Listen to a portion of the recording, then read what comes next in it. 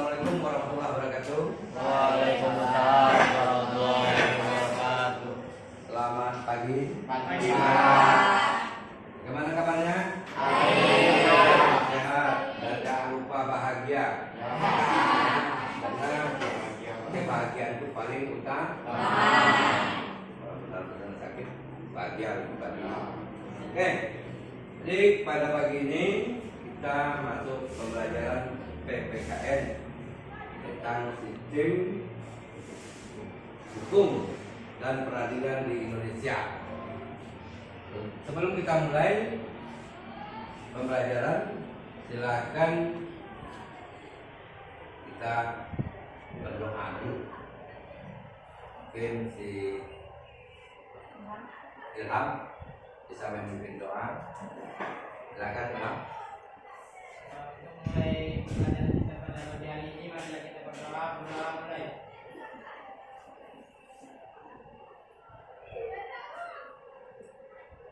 Doa selesai. Ya, bersyukur kita kepada Tuhan Yang Maha Kuasa. Sampai pada hari ini kita masih diberikan kesehatan dan kesempatan untuk bertatap muka dalam proses pembelajaran PPKN, yaitu tentang sistem hukum dan peradilan di Indonesia. Nah, untuk itu Bapak mulai. Yang tidak ada kira-kira ada? Nah ya, ada semua ya. Ya, coba Bapak absen dulu.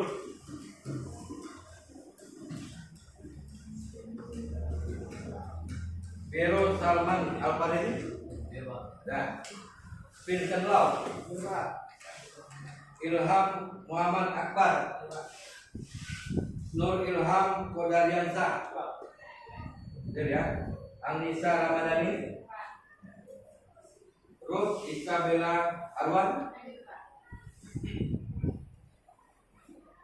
Adra Dewa. namanya pendek ya, Adra. Jalan kan. Empatli. Tiara Septiana Sembiring. Arlina Yanti Dalu. Andy Mahmudi. Dan Kevin Kagusman. Alhamdulillah kita hadir semua. Oke. Sekarang kita mulai dengan slide poin-poin dulu. Kita tengok dulu bagaimana sebenarnya sistem hukum dan peradilan di Indonesia itu.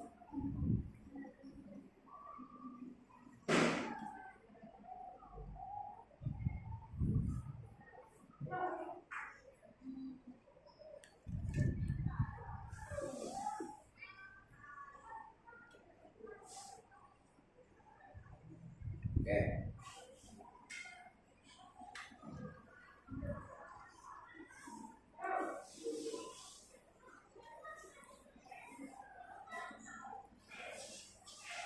Nah, sebelum kita masuk di sini tentu kita perlu jelaskan dulu sebenarnya ya tentang tujuan pembelajaran kita pada pagi ini.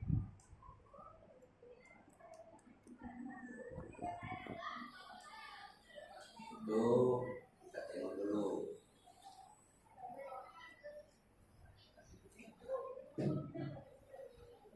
Apa yang perlu kita capai dalam proses pembelajaran. Silakan dibaca dulu. Yaitu melalui kegiatan pembelajaran dengan pendekatan saintifik, menerapkan model pembelajaran problem based learning dan menggunakan video. Kemudian slide PowerPoint atau PPT peserta didik mampu baca ya.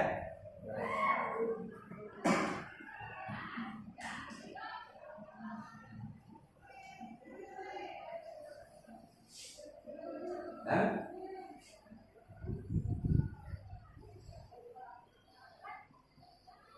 bisa nampak tadi? Ya, oke. Kita lanjutkan dengan kita lihat slide poin-poin kita.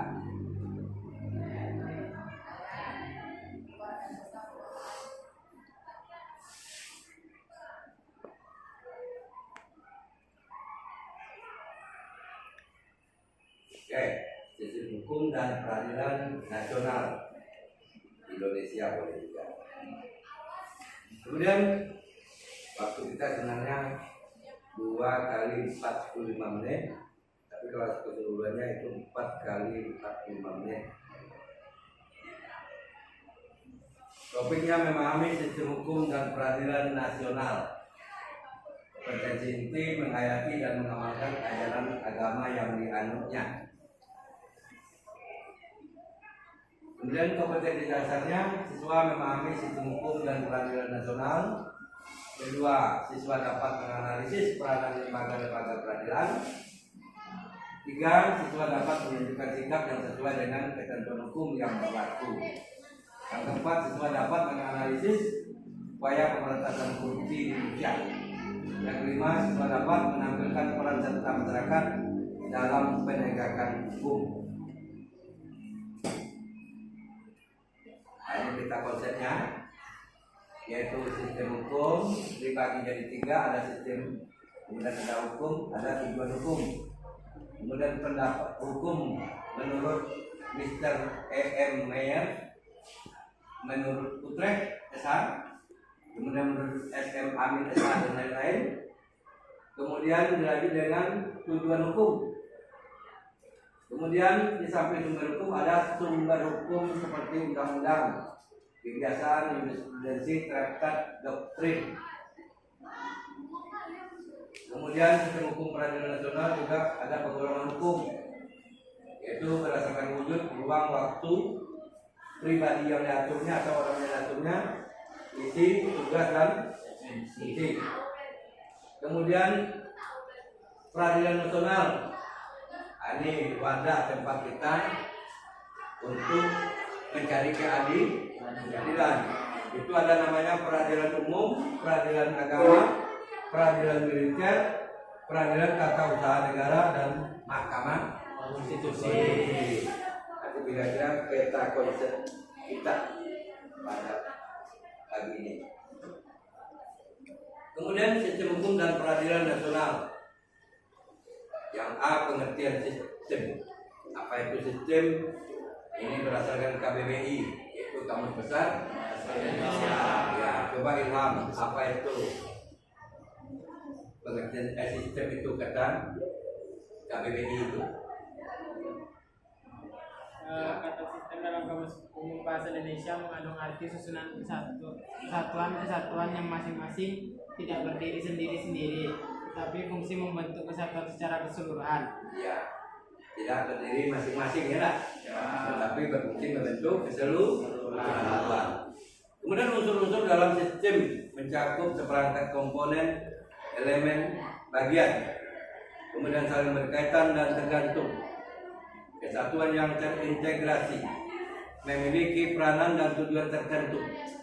Kemudian selanjutnya yang kelima adalah interaksi antar sistem membentuk sistem lain yang lebih besar. Itu kira-kira unsur-unsur dalam sistem.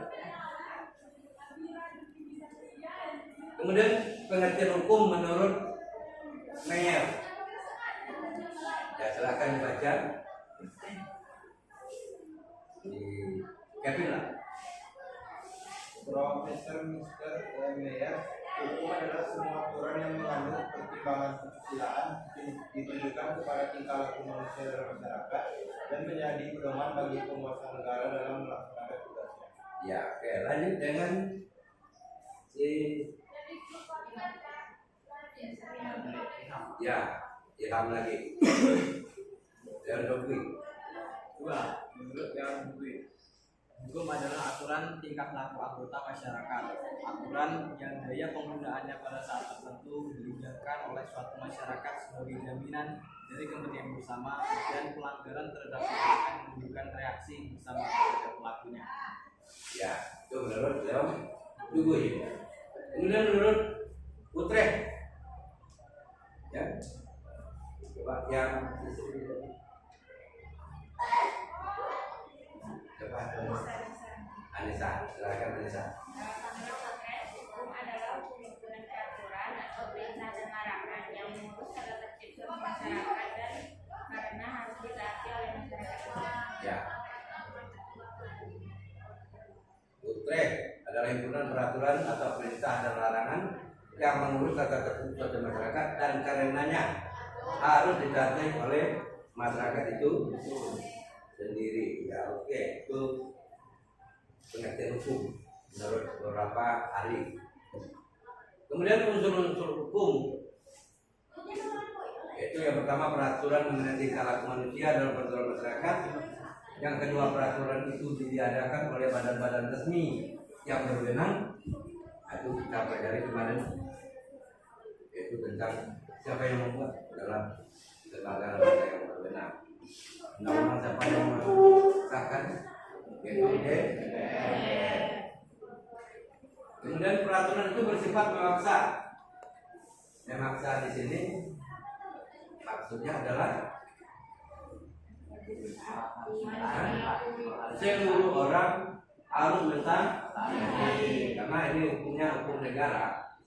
Ya, negara berhak untuk memaksa melakukan hukum tersebut tanpa kecuali. Kemudian adanya sanksi yang tegas terhadap pelanggaran peraturan tersebut. Ya, kalau umpamanya walaupun dipaksa tapi tidak ada sanksi, percuma. Harus ada sanksi. Sanksinya mulai dari denda, kurungan, bahkan hukuman mati. Nah, ini. Kita lanjut. Sumber hukum adalah segala yang memerlukan aturan yang mempunyai kekuatan memaksa dan diatur-aturan yang pelanggarannya dikenai sanksi yang tegas dan nyata. Sumber hukum dibedakan antara sumber hukum material dan sumber hukum formal. Macam-macam sumber hukum. Ada undang-undang, kita tahu undang-undang, ada undang-undang pendidikan, ada undang-undang guru dan dosen, ada undang-undang otonomi daerah dan sebagainya. Kemudian traktat. Ya, apa itu traktat? Yaitu perjanjian dua negara atau lebih. Bisa sifatnya regional, bisa sifatnya nanti internasional. Kemudian kebiasaan. Kemudian ada doktrin dan ada juris. Kalau kurang jelas boleh tanya. Kemudian tata urutan peraturan perundang-undangan menurut TAP MPR nomor 3 MPR dan Miring 2003. Di Indonesia itu ada aturan hukumnya, ya, tata urutan perundang-undangan yang berlaku di Indonesia. Yang tertinggi adalah Undang-Undang Dasar 1945. Yang kedua adalah Undang-Undang. Kemudian ada Perpu. Apa itu Perpu? Peraturan pemerintah pengganti undang-undang. Kemudian ada peraturan pemerintah, ada peraturan presiden, yang terakhir ada peraturan daerah disingkat dengan Perda. Nah, ini tata urutan perundang-undangan Indonesia, hierarkinya atau secara tingkatan-tingkatannya. Yang paling tinggi itu adalah Undang-Undang 1945. Kemudian di bawahnya ada undang-undang, di bawahnya ada Perpu, di bawahnya ada peraturan pemerintah, peraturan presiden, dan terakhir ada peraturan daerah. Oke. Nah, setelah mempelajari materi-materi tentang sistem hukum, dilanjutkan penugasan dan menjawab pertanyaan sebagai berikut. Jadi Anda bisa jawab ini pertanyaan, ya. 1. Tuliskan pengertian hukum berdasarkan pendapat para ahli yang Anda ketahui. Ya, mungkin bisa melalui melihat buku, paket, ataupun melihat internet. Kemudian yang kedua, soalnya hukum mempunyai sifat mengatur dan memaksa. Oleh sebab itu, perlu dibuat tujuan hukum, berikan pendapat tokoh yang bersangkutan. liberty. Kemudian yang kedua bankan. Lanjut dengan soal nomor 3. Anda baca sendiri ya dan ditulis ya. Nanti setelah akan berakhirnya materi ini, pembelajaran ini silakan dikumpulkan nanti. Ini tugas individu kita. Ya Pak. Kita lanjut dengan penggolongan hukum. Jadi kalau hukum ini kalau kita kelompokkan, digolong-golongkan, diklasifikasikan, ya terdiri berbagai macam. Enak. Ada kita bagi dengan berdasarkan wujudnya, tempat berlakunya, waktu berlakunya, pribadi yang diatur, berdasarkan isi, dan berdasarkan tugas dan fungsinya. Berdasarkan wujudnya ada hukum, kemudian berdasarkan tempat berlakunya ya. Kemudian berdasarkan waktu berlakunya ius constitutum, ius constituendum, alam, hukum alam ada juga. Enak, tak bisa disingkirkan, tak bisa dipungkiri hukum alam. Kemudian berdasarkan pribadi yang diaturnya ada satu golongan dan golongan dan berdasarkan isinya hukum itu dapat dibedakan dua, publik dan privat.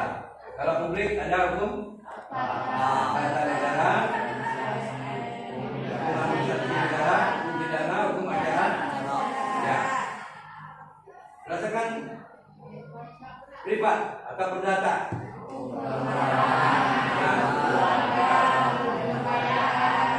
Hukum waris ada 4 ya. Kemudian tugas dan fungsinya ada hukum material dan ada hukum formil. Material boleh, formal boleh. Dan itu ada dua juga, ada pidana formal dan ada perdata formal yang bagian formalnya. Oke.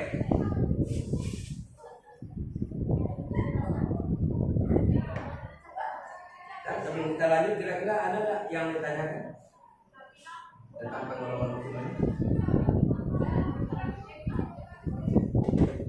Kurang jelas, silakan ditanyakan. Ya. Penggolongan hukum berdasarkan waktu terjadinya itu kan Pak ada ius constitutum dan ius constituendum. Ya. Perbedaannya Pak?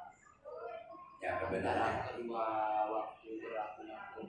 Ya, pengelolaan hukum berdasarkan waktu berlakunya. Ya. Ada ius constitutum dan ada ius. Jadi perbedaannya mana letaknya? Ya, silakan kira-kira ada insyaallah. Bisa jawab?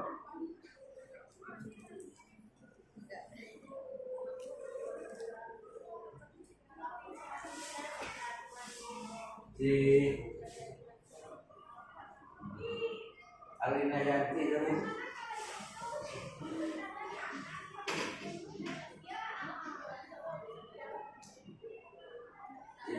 Ya, silakan tapi Kalau case constitutum itu yang berlaku sekarang. ya. Kalau case constituendum itu masih diciptakan dulu terus kemarin. Belum diterapkan atau mungkin juga masih hukumnya masih dalam angan-angan. Nah, oke, ada yang lain? Cukup ya? Cukup.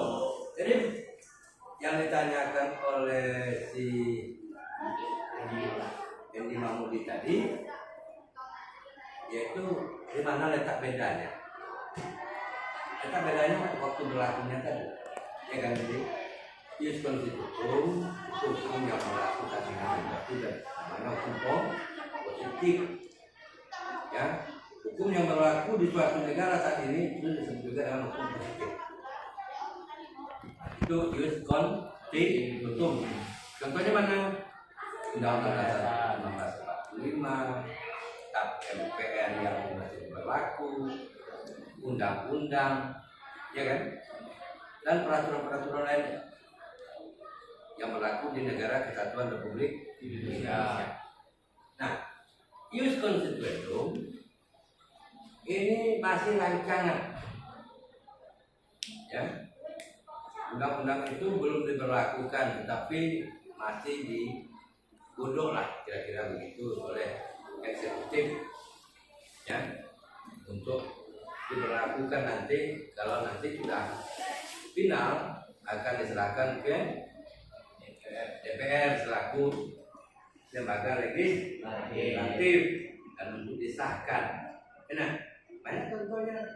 Contohnya umpamanya undang-undang pendidikan kita dulunya itu kan nggak tahu berapa persen dana APBN itu untuk pendidikan. Nah sekarang sudah ya 20% dana pendidikan itu untuk dana APBN itu untuk pendidikan. Jadi nanti kedepannya apa kebijakan yang akan dilakukan? Nah, sekarang sudah dirancang juga undang-undang tentang apa oleh eksekutif, ya, untuk melakukan besoknya, ya. Jadi, oke. Ada lagi yang mau bertanya?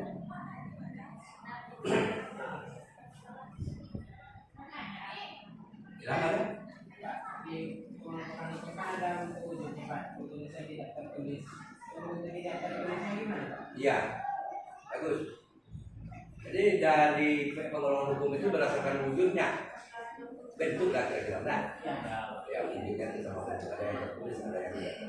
Kalau tertulis itu jelas di kertas. Nah, kalau yang tidak tertulis, nah, ya silakan ini. Kalau hukum tuliskan contohnya kegiatan pakai undang-undang. Kalau menurut ini hukum tidak tertulis itu berupa ada contohnya Pak Ya. yang tidak tertulis namun tetap berlaku. Ya. Normal. Norma ada. Norma itu nanti kan masih juga kan aturan hukum. Jadi norma, etika. Ini ada kemudian norma-norma yang ada dalam masyarakat adat, pokoknya wajib kita dulu. Walaupun tidak ada, umpamanya lah di daerah kita yang bertamu 5 orang itu batas maksimalnya jam 10. Ada nggak ditulis itu dalam aturan? Tidak ada, tidak ada. Tapi kita mentaati aturan tersebut. Masalah perkawinan juga begitu. Ya.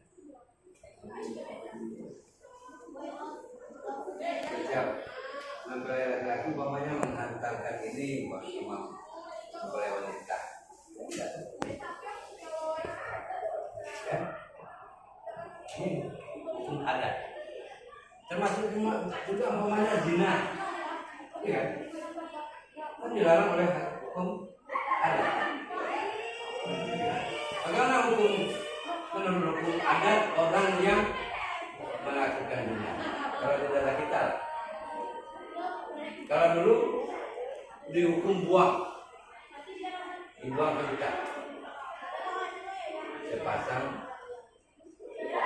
laki-laki dan perempuan tadi yang melakukan hubungan dibuang ke dalam hutan. Tapi sekarang di mana?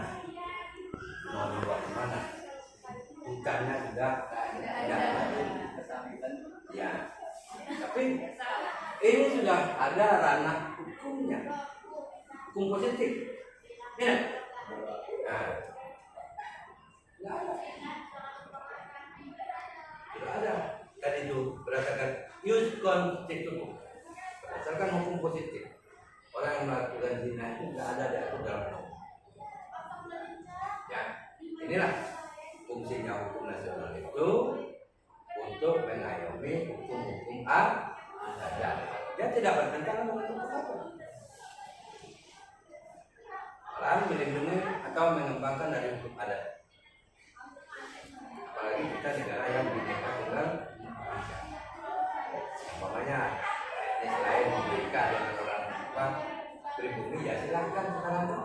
Boleh?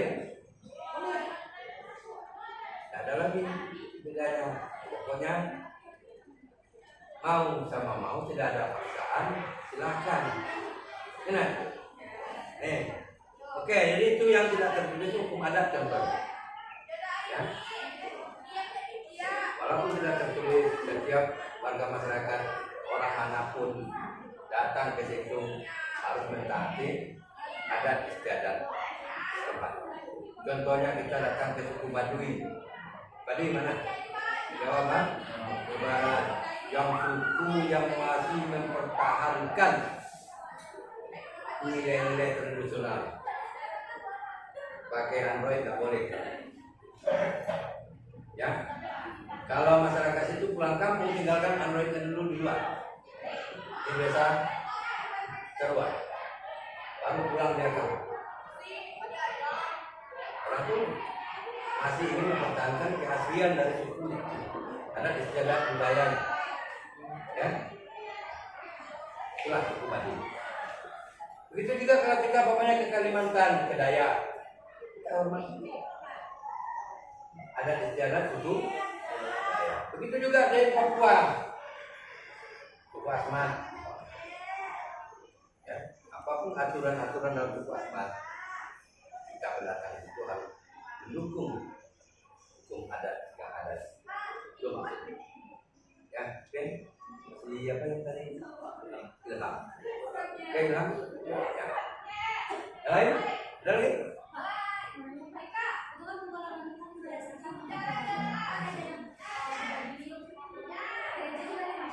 Ya.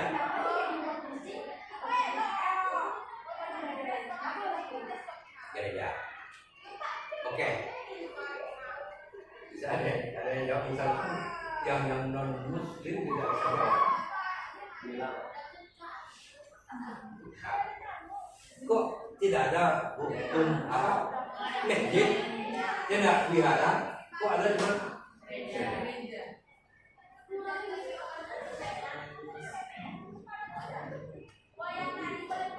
nah, ada yang bisa jawab?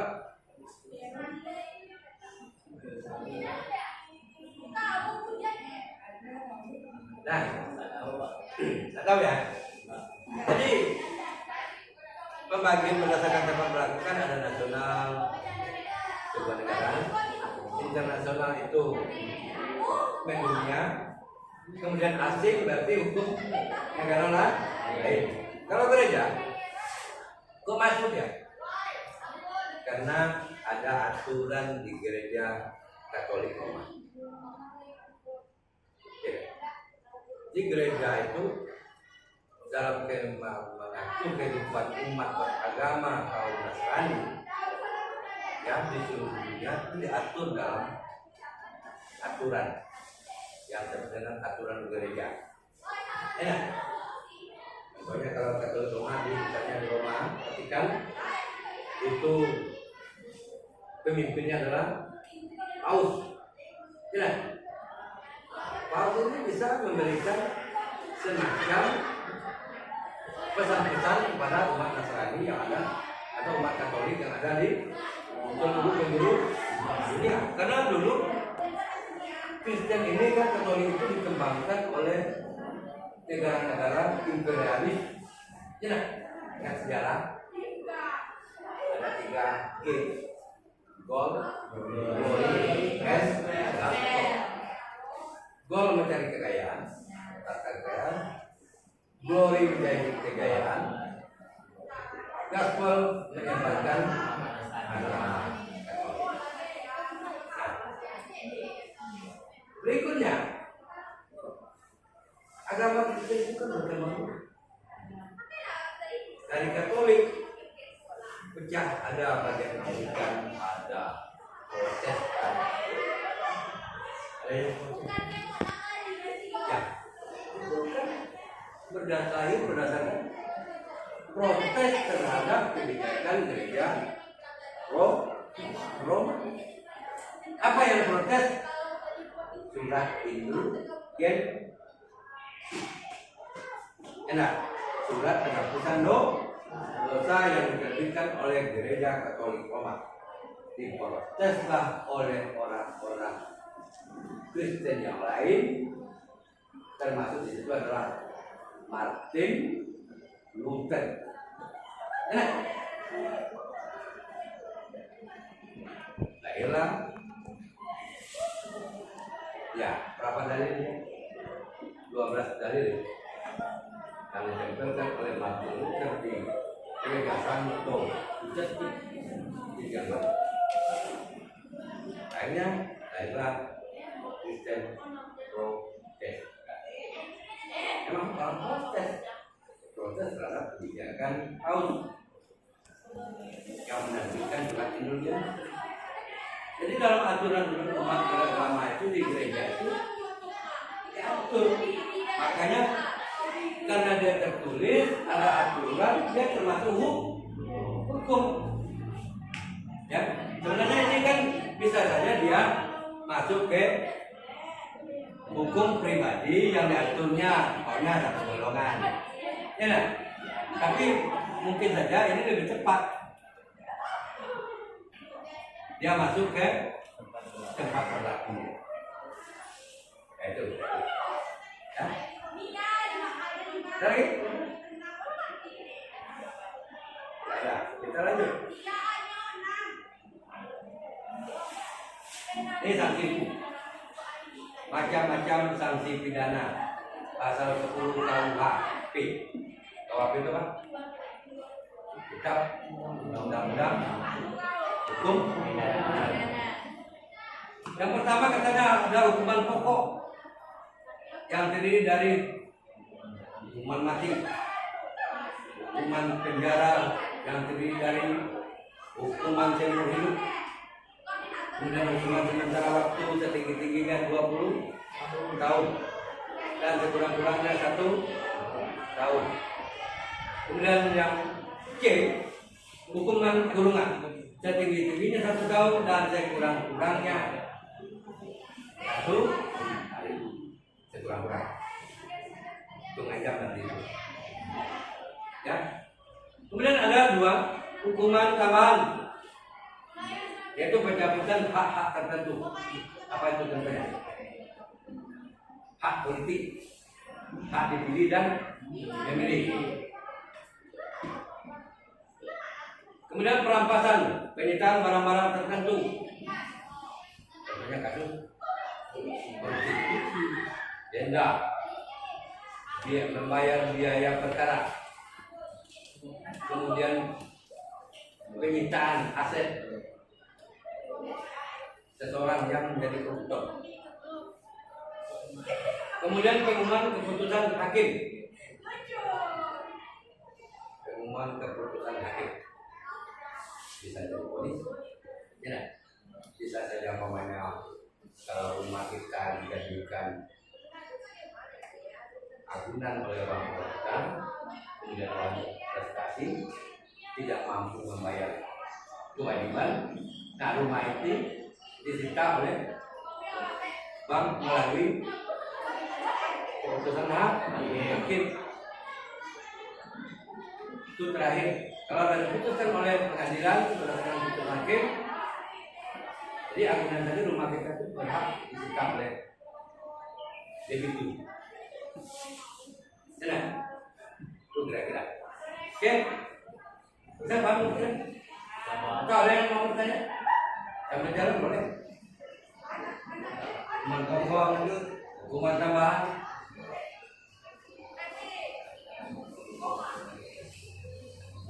Lanjut dengan perbedaan hukum pidana dan perdata. Coba baca dulu, kalau ada yang kurang jelas silahkan tanya.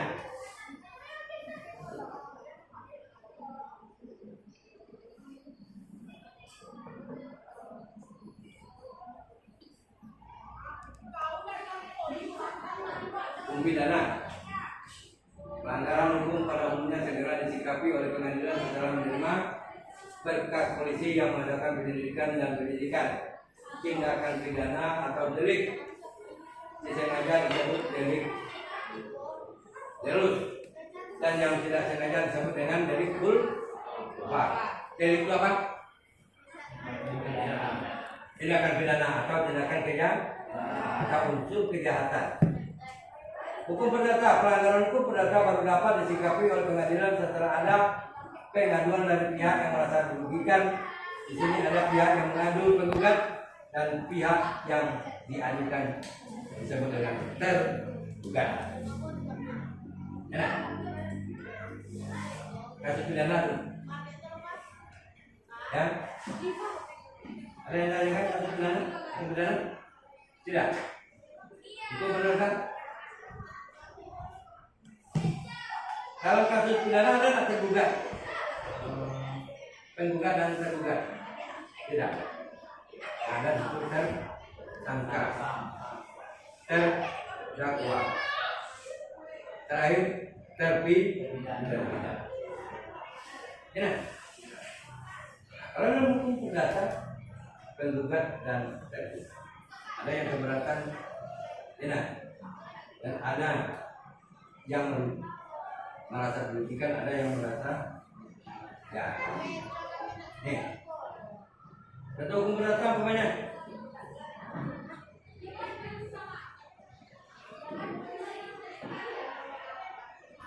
sengketa tanah, warisan, waris, hukum keluarga, ya, masalah kawin cerai, ya, nah, jual beli, itu boleh di kasus perdata begini atau hukum privat. Nah, ini penugasan. Silakan Anda jawab pertanyaan berikut. Ini adalah berupa soal esai. Ada berapa ini? 4 cukup lah. Siap untuk dikerjakan? Ya. Lanjut dengan ini yang terakhir, ya. Masalah peradilan nasional tadi itu hukum. Sekarang masuk ke peradilan nasional. Jadi hukum itu kasus-kasus hukum nanti muaranya ke peradilan. Pasal 1 Undang-Undang Nomor 4 2004 menyatakan bahwa kekuasaan kehakiman dilakukan oleh MA atau Mahkamah Agung. Nah, di bawahnya ada pengadilan tinggi, umum sipil, pengadilan tinggi militer, pengadilan tinggi tata usaha negara. Kemudian ada pengadilan negeri, pengadilan militer, pengadilan tata usaha negara. Kira-kira ada yang tanyakan? Cukup?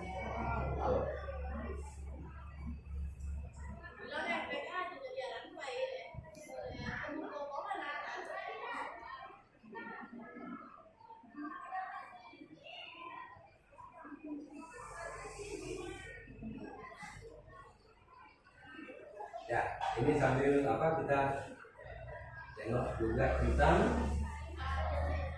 peta konsep KD 2.2 tentang peranan lembaga peradilan. Enak, pengadilan negeri di kota kita ada kan? Ada di jauh. Nah, sekarang sudah pindah ya. Wah, kemudian nanti anak pelajaran tentang fungsi, tugas dan wewenangnya apa itu pengadilan negeri, kemudian fungsi, tugas dan wewenang dari pengadilan negeri, kemudian fungsi dan tugas serta wewenang dari Mahkamah Agung. Lanjut dengan Mahkamah Konstitusi. Dasar hukumnya Pancasila sila kelima, yaitu bunyinya keadilan sosial. Kemudian Undang-Undang Dasar 45 bab 9 ayat 2. Ya. Kemudian lanjut. Bisa kira-kira di apa? Dihafal itu. Yang bisa ditulis atau dicatat biar nanti dalam ujian tidak lupa. Ini peranan lembaga peradilan, ada pengadilan negeri,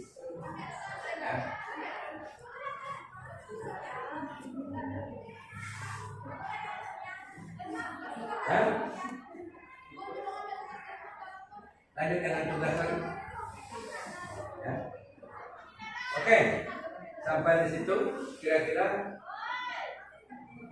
dalam pelajaran kita nanti kita bikin kelompok ya untuk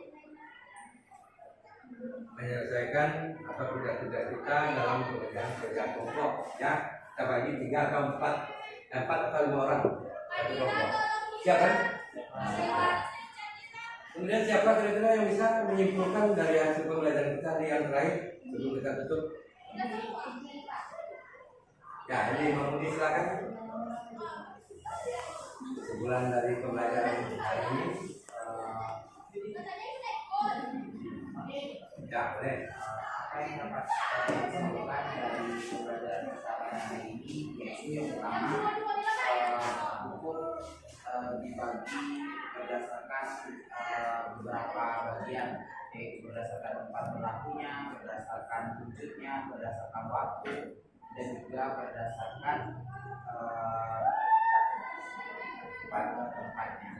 Kemudian setelah itu hukum yang berlaku tadi semuanya mengarah pada peradilan. Ya. Peradilan itu ada peradilan negeri, peradilan militer, dan peradilan lain yang mengatur bagaimana nantinya hukum tersebut diberlakukan atau ditindaklanjuti. Ya. Kemudian setelah itu hukum mengatur semua aspek kehidupan karena hukum tersebut tidak ada hukum tertulis yang diundang tidak ada hukum tidak tertulis yaitu hukum adat dan juga norma-norma yang berlaku yang harus kita pahami walaupun tidak tertulis secara langsung. Kemudian dari semua itu sebagai warga masyarakat yang baik tentunya kita harus mengikuti, mentaati dan tidak melanggar apa yang telah ditentukan oleh hukum yang berlaku di negara kita yaitu Negara Kesatuan Republik Indonesia untuk menerapkan ketertiban dan keamanan dalam berbangsa dan bernegara. Ya. Ya, terima kasih. Cukup jadi ngomong itu saja. Betul. Oke. Ya, akan kita simpulkan jadi hukum itu sebenarnya sangat penting dalam kehidupan manusia. Ya, supaya kita keteraturan, ketertiban, keamanan. Kemudian sebenarnya apa yang kita inginkan, kita harapkan dari hukum ini ke depan supaya itu dilakukan secara adil, enak, transparan, tidak ada main-main mata, main-main uang. Tegakkan keadilan itu walaupun katanya langit itu akan runtuh. Itu menurut seorang filsafat kata seorang filsuf. Tegakkan keadilan itu walaupun langit akan runtuh. Begitu pentingnya ya suatu keadilan itu dalam menciptakan hukum yang adil itu dalam suatu kehidupan masyarakat atau manusia. Ya. Kemudian bagaimana sikap kita sebagai warga masyarakat ya mentaati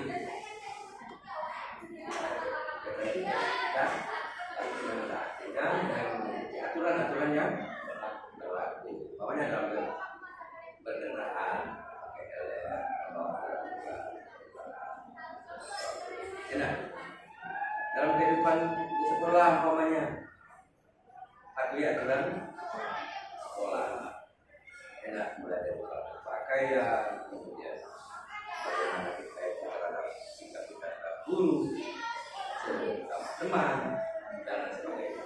Enak. Jadi demikian kira-kira pembelajaran kita hari ini, semoga bermanfaat. Sebelum kita tutup ya, marilah kita mengucapkan hamdalah kemudian tadi dibuka dengan doa, sekarang juga dengan doa bagi umat serta sesama muslim, silakan berdoa menurut agama dan budayanya. Kemudian menurut agama Islam silakan kembali kepada Tuhan. Baik, untuk menutup pembelajaran kita pada siang hari ini, marilah kita berdoa menurut agama kita masing-masing. Doa mulai.